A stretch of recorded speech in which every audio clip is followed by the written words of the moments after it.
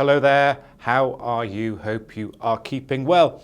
I'm standing up today for a couple of reasons. One, because I'm trying to campaign to get a standing desk. I've seen how cool they are and I really want one, especially one that goes up and down so I can sort of go up and down with my computer. Unlikely to happen. But two, I was hoping to be standing here in a Stetson, because that's a cowboy hat for those who aren't very hat literate. Because one of the things I want to talk about has its roots, for me, in something involving Stetson hats. Now, when I was a child, when I was living with my parents, they watched a lot of TV soaps. Soaps that if you have any connection to the UK or indeed Australia, you may know. So we're talking about things like EastEnders, Coronation Street. What else have we got? We've got Emmerdale Farm. I don't think it's Farm anymore. What else would be a relevant one? Let's see. Neighbours, which was obviously the Australian contingent. I found them all dreadfully, dreadfully dull. I couldn't stand them. Something called Falcon's Crest. Look that one up. I think it was Falcon's Crest. But there was one that I actually did enjoy, which involved Stetson hats. It also involved a lot of people who lived in massive ranches, in massive skyscrapers, luxury, luxury, luxury mansions, and they didn't seem to do anything. And I aspired to be like these people because all they ever seemed to do really was complain about, one of them complained about his alcoholic wife a lot, one of them died in a shower but it was okay, it was all a dream, he came back at the next season. One was just mean to absolutely everybody and seemed to get away with it, became some sort of cultural icon. I was like, well, what are they actually doing other than being mean? My child brain thought, this is something I need to get in. I fancy a bit of this. It turns out, oil baron business. Because the show was Dallas, it has a very memorable theme tune, and they were oil baron, I can't pronounce that, all oil barons, all essentially trading in oil. I guess there was a lot of oil in Texas. I'm no expert on oil. And it made me think, when I was thinking about it the other day, I heard the theme tune randomly, I was like, this connects to what I'm going to talk about today, which is data and essentially market dominance. So think of data now in this new world of social media, of everything online, of us sharing details at the drop of a hat, probably happening even more in the COVID-19 situation. But think of data as the 21st century version of oil, or maybe gold if you want, but I think oil is a better example. In that if you look at the rise of some of the companies now, the way people are doing incredibly well, it's gone from being a lot of the traditional businesses to including oil businesses essentially, including, I guess, car manufacturers, I'm doing this off the top of my head, including some of the banks, to companies that manipulate and work in data, to companies that essentially do incredibly well. And all they really sell, all they really produce is data. So, obvious example is Facebook. I mean, Facebook, an incredibly rich, incredibly successful company, but really all they've done is trade on data which individuals provide. Google is a similar example. I guess they're cataloging, serving, collecting, providing data, Google Analytics, all the things that you can purchase from Google, as well as the ways that Google essentially create their technology based around data. To a lesser extent, you've got some of the more traditional tech companies like Microsoft and Apple, although they've often been producing other things other than just manipulating data, I'll give you that. But you've got new companies that have just really made it. These are companies, I mean, some of the real upstarts, I suppose, would be the companies we've seen during the COVID-19 crisis, like TikTok, like Zoom, where you think, well, how are they making any money when it's a free service? And you wonder about it, and you think, well, I am giving them some data. I wonder what's happening to that data. And then maybe I wonder what the terms are on which that data is collected. Similar examples, of course, would be Tencent, and indeed Alibaba, who it's often that I've talked to before about the divide between East and West in terms of internet companies. I guess think of Tencent and Alibaba as the equivalent of Facebook and Google in China. Put it that way. If you don't understand, I've oversimplified it, but you will get it. Now, these companies trade and have got rich on data. And where is the data coming from? Now, most of them are social media based, so they are becoming incredibly successful because you are willingly giving them your data. I've covered this before, I'm not going to go into detail, but when you sign up to use any of these services, you will often be giving away data for their use. It could be used for advertising, it could be used for something you've never even considered. You probably haven't read the terms and conditions, therefore you're like, you know what, I really want to post those cat pictures, I really want a dancing TikTok video so that I can share it with everyone. They can have the data, I'm sure it's not that important. And you forget this data may be aggregated, it may be anonymized, it may be sold on, and it will essentially making someone very, very rich by the way that they sell this data. But think about how dangerous this could potentially be. I think at the time of I'm recording this video, there's a big trend of people using this app, which essentially you take a photo of your face, you upload it, it gives you what you would look like as a member of the opposite sex. How very amusing, I suppose, but I suppose it's a quicker and easier way to do it than buying a load of makeup and going out in drag. Something I wouldn't necessarily recommend unless you know what you're doing. But think about what's being collected when you do that. So they've got facial data on you, whatever personal data you share with it, and off it goes. Have you checked the terms on which that's being shared? Of course you haven't. You'll have just think, this is so cool, I must do it as quickly as possible. Ditto with I mentioned TikTok earlier. There's increasing concerns on what the TikTok app is doing in terms of what it's collecting on your phone when you're using it. But you probably didn't check the terms and conditions whether they or not they're allowed to do it. I mean, the issue here is that they essentially aren't. It's not in their terms and conditions. But you probably didn't check. And what's happening? So I'll go back to the face gender switcheroo app. That's not the name of it. That would be a good name. They're essentially creating this massive database of face data, which they could essentially use for advertising, for research, that they can essentially sell on. They can anonymize it in some jurisdictions, sell it. Some jurisdictions may prevent them. GDPR may cause them a massive headache, but in other jurisdictions, they'll be fine. And chances are, if they're just selling it in jurisdictions where the GDPR probably will never find out, they'll probably take the chance. They probably think, well, the EU, what are they going to do? And you forget how much we give this data up and how essentially you're creating a dominant platform for the companies that carry the most data. It feels like the more and more of this that you get, the more and more of this that you actually hold, the more and more of it you think, well, I can actually sell this and become very successful. Now there is a rush, sometimes it feels, to collect as much data on things as possible. You see this at everything from state level, so governments trying to collect as much data on their citizens, which might be useful in some ways in terms of creating an open data environment for the use of smart cities. But other ways it could be used as a way to monitor people, to control. You never know. I mean, George Orwell's 1984 remains as relevant as it ever was. But for companies, this data can be used in ways you may not imagine. It may be that it's useful so they can sell it on, but it also may enable them to do some research that they can then sell on that you've never heard of. So COVID-19 still going on. I keep saying whenever I do a video, maybe COVID-19 will be over. It's not. It's still going. Probably going to be going for at least another few years if it ever goes away. But I was reading an interesting news story about how COVID is basically transmitted and how some people are more susceptible than others.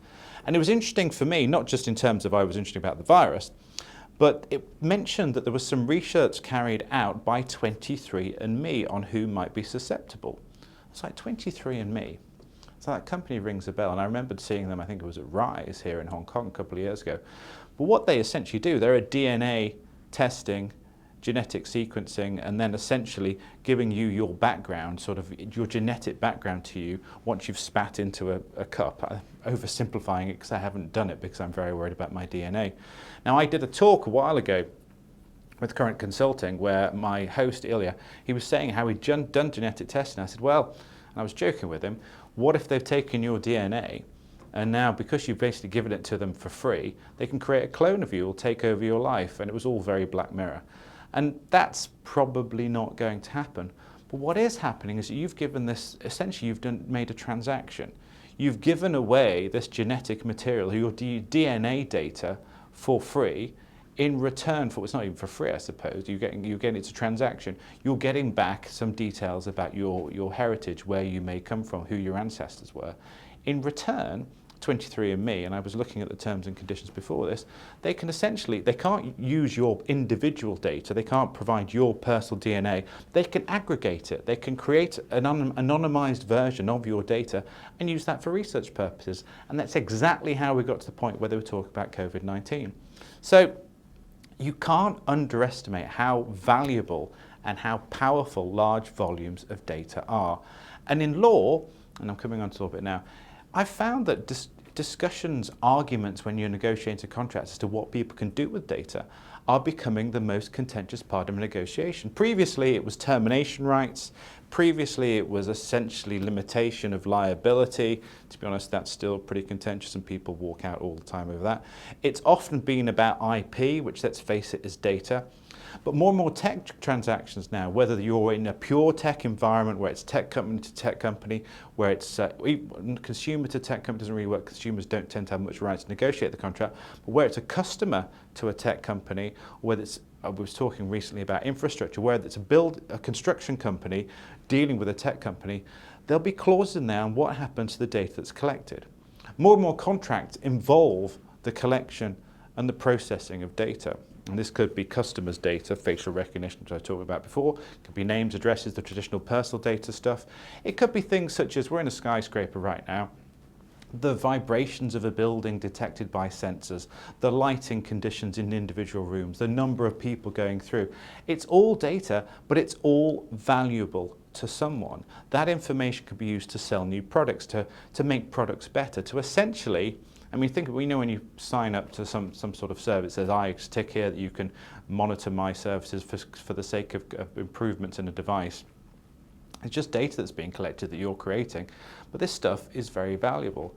And I can see now how this isn't going to go away. We're at the very beginning. I mean, it feels sometimes like 2020 is the end of the world, but we're still really in the very beginning of the 21st century. We've still got a long way to go. But I think that we'll find more and more pushes for collection of data. We've seen laws try and cut it down. GDPR, protecting personal data, is a good example. But we're seeing increasing ways to get around this. If you can anonymize data successfully, the data is still valuable. It's no longer essentially we want details of Mr. Bloggs who lives at number 42 and what he has for breakfast. It's what this class of people, when we've anonymized them, have for breakfast wherever they live in a particular geographical location. And you will see, I think, more and more of this as time goes on. So what can we do? There's two things. If you're in contract negotiation, you need to know whenever you're entering into a contract where data is being passed back and forth, what that data is worth to you and what that data is worth to the people you are contracting with. Don't get hosed. Don't give away some data that's of a massive value to the other side that they can essentially sell it on, aggregate it, create new products. Imagine if you give a load of data away and they create the next Facebook and you were like, well, they paid me next to nothing for this data and I'm a bit embarrassed now and I could have been the next Facebook myself. I could be Mark Zuckerberg getting into trouble all the time, but there we go. But no. Think about what the data's worth so that you can value it correctly and make it part of a negotiation. It's like cash. It's as valuable as a cash sum. You're negotiating over something that has financial impact. But you need to be aware of this. Don't just skip over it. Don't get fooled into thinking, even in a data sharing agreement, well, they get to share it with us. I don't really care what they do with it. Care what they do with it. Think that it is actually some sort of asset, that it is essentially something that will advance their business. Obviously, if it's personal data, make sure that you're GDPR compliant. You're not giving it to someone who's then going to get into trouble, but I'm not going to go into that. It's a whole new topic, which I've covered before, and I'm sure at some point I will cover again. But if you're a consumer, it's more difficult. It really is more difficult. You'd never really have the right to amend your terms and conditions when you're signing up for a service that takes your data in any form. Normally it's, do you accept? And if you accept, off you go, and there goes your data. Do you not accept? And if you don't accept, you cannot use these services. It's often, you must decline these services if you don't agree what we're going to do with your data. And Facebook is still probably the best example of this. People willingly share their data for cat photos and keeping in touch with friends. People don't use email or anything like that to keep in touch anymore because they're using social media. Facebook, Instagram, Twitter, all of those. You're sharing information, that data is valuable to someone. But think a bit more carefully about whether the services are worth it. Check. This is probably the most important thing. Much as you would in a contract negotiation, check the other side's credentials. Check how trustworthy they are and how much you think that they will handle the data you provide them in essentially a conscientious manner, in a manner that is essentially in some ways even ethical and won't hose what you're giving to them. It's the same if you're a consumer. If you're signing up to post videos on TikTok and you know there are security concerns, think carefully about whether you accept those concerns. If you want to create a picture of yourself looking like a cat with an automated app, which I'm sure there is one available, or there is actually, I've seen cats, pictures of owners and cats playing with it together. Think about what that data is worth and whether you're happy with your face to be used. It's not a million miles. Certainly we've seen back in the day when people had licenses They were signing up basically for photo sites, and most of these seem to be dying a death thanks to Facebook and Instagram, where you would upload your photos, you create online albums. But in some cases, you weren't checking the terms and conditions of those albums, and photos are being used for advertising purposes, and you'd agreed there'd be no royalties. There was a case I think it was back in 2010, 2011, where a girl was very embarrassed to find an embarrassing photo of herself, not embarrassing in a rude way, but embarrassing that she looked a bit silly, was now essentially on bus shelters because they'd taken it and sold it to an advertising company. So do think carefully. Now, in terms of market dominance, I do wonder whether we'll have any more big giants based on data, given we seem to now be in a place where it's very hard for a small tech startup to grow big in the West. But we're going to see more coming out of the East. ByteDance and TikTok is a fantastic example, and I think they're having some teething troubles in terms of how they deal with the West. But let's face it, so is Zoom, who are still pretty much number one during COVID, but again, they've had various issues they've had to deal with. But they'll get over them, of course they will. They'll know what they have to do to essentially contract with and deal with laws in the West, and it won't be an issue. So I don't know if there'll be any more of those, but I wouldn't rule it out. There are different kinds of data that can be important to people. I think, for example, traffic data, as more and more people get into essentially smart vehicles, and we see autonomous vehicles being created, that data will be useful. It may be that it'll just be Tesla or Google who get all of that. But you can still imagine that those sort of things might end up being very, very valuable and create another tech giant. Now, can we do anything for the fact that data is now pretty much more valuable than oil, that J.R. Ewing, if he was existing today, would be dealing entirely in cat pictures featuring someone's face? Well, no, of course we can't. It's the new world. It's quite an exciting one. I like the idea that data is suddenly very important and you can do so much with something so intangible. But you just need to be careful as to what that data is being used for. The law is going to catch up very, very slowly with the protection of data. Personal data is being protected quite well. State data is being protected quite well. But anything in between, it's a complete grey area.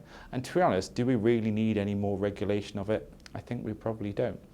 But think about when you're signing up to something, think about when you're contracting with someone, and make sure that you're essentially not giving away some data that really you should be hanging on to, or if you are giving it away, you should be charging a lot more than free for your looking as someone with a funny wig on. Actually, the apps are more sophisticated than that, or without realizing how valuable it is to the other side. Anyway, that's it for this week. If you have any questions, by all means, do let me know. If you have any suggestions for other topics, do let me know. I am still thinking of doing the Black Mirror one that was suggested a while ago. We will see. I have to watch a lot more Black Mirror to get back up to speed on that one. But yeah, be careful what you're doing with your data, and bear in mind that most contracts these days will in some ways be data-based. Have a good one. I'll be back very soon.